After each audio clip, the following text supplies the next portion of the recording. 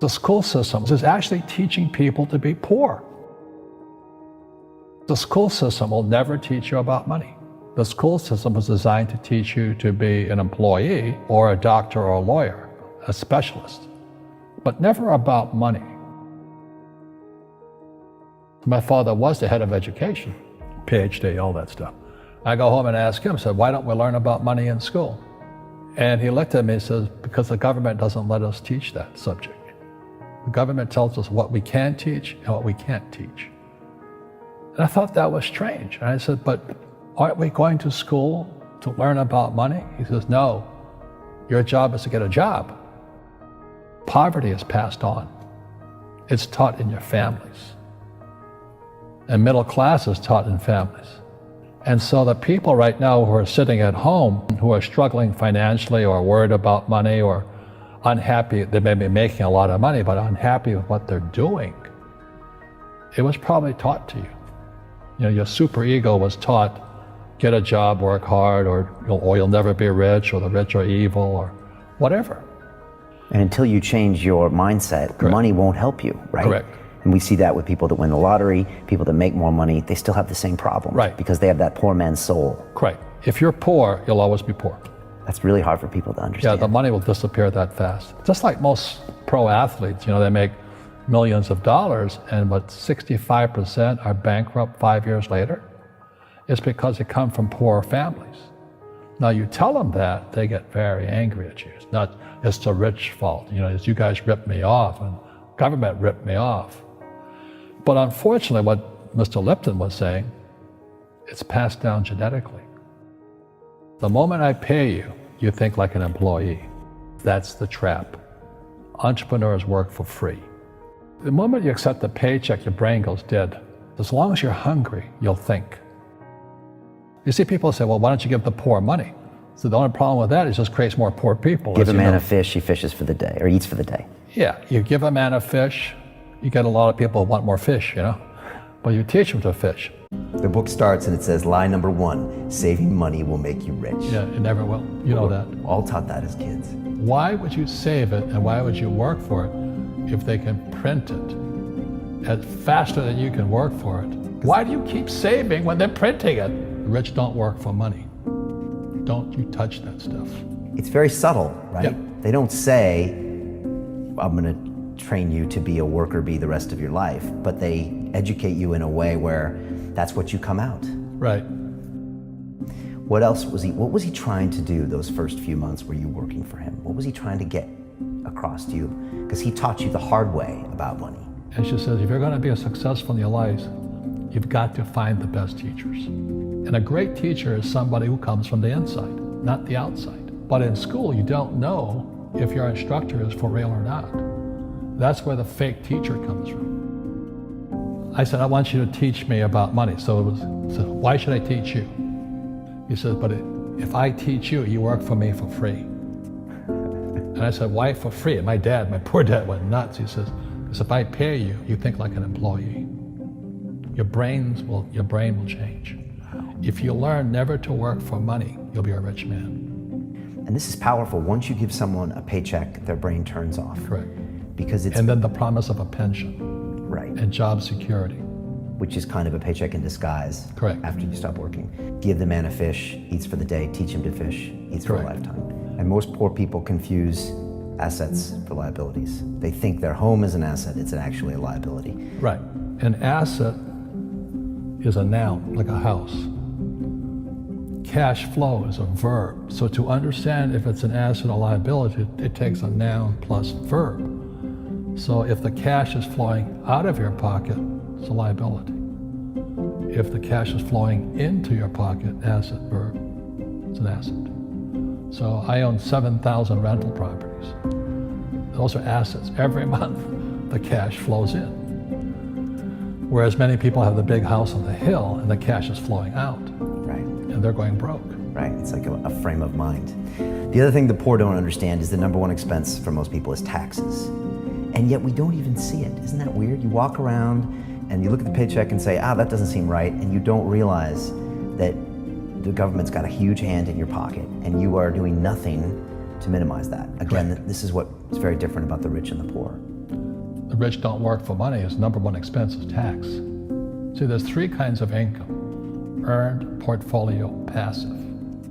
So earned income is if I get a job, that's earned income. If I'm a doctor or a programmer, that's earned income because I'm working for it.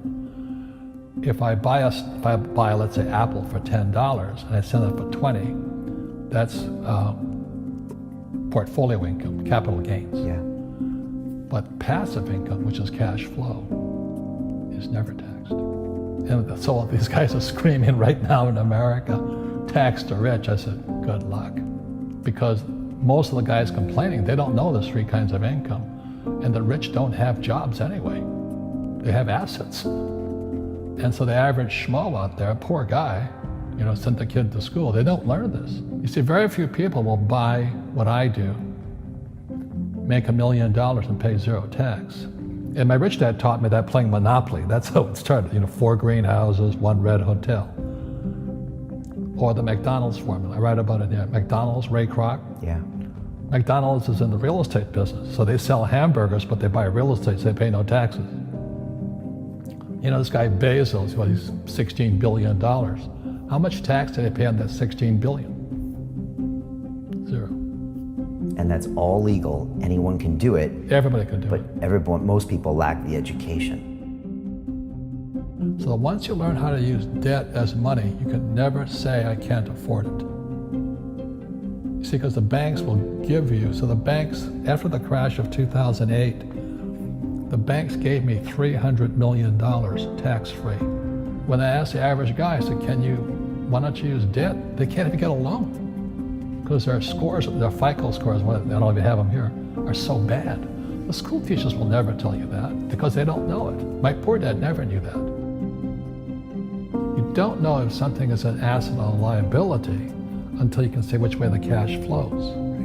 So a house, is it an asset or liability? Well, if it's taking money from your pocket, it's liability. If it's putting money in your pocket, it's an asset. The US government wants me to provide housing, wants me to provide jobs, wants me to borrow money because that's how money is created through debt. I get huge tax breaks. Everybody can do the same thing if they had the financial education to do it. If people understood the tax code, we'd be more prosperous. But you are the Robin Hood of knowledge, because I see you giving this knowledge out, and yeah. Do the rich people cringe and say, don't tell them that, Robin? Yes. Don't tell people what you know. Right. Keep them poor.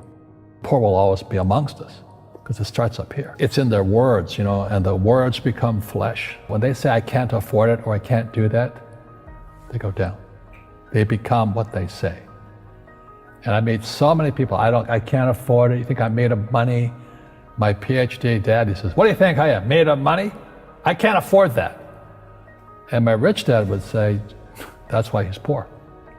Poor people say, I can't afford it, I can't do that, I don't have time.